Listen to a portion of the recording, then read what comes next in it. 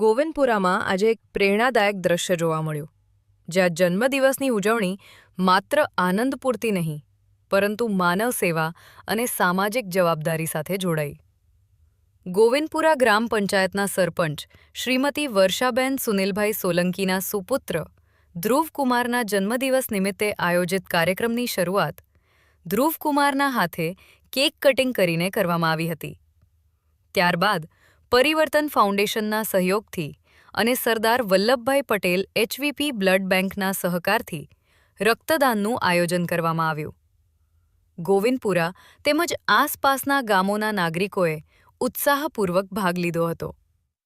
આ કાર્યક્રમ દ્વારા સ્પષ્ટ સંદેશ મળ્યો કે વ્યક્તિગત ખુશીને જો સમાજના કલ્યાણ સાથે જોડવામાં આવે તો તે અનેક જીવન માટે આશાનો સ્ત્રોત બની શકે છે.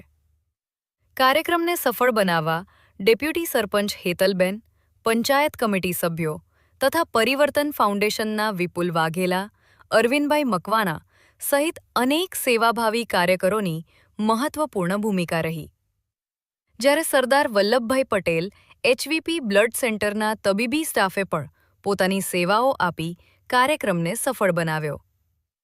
રિપોર્ટર હરીશ પરમાર, ગુજરાત શક્તિ ન્યૂઝ.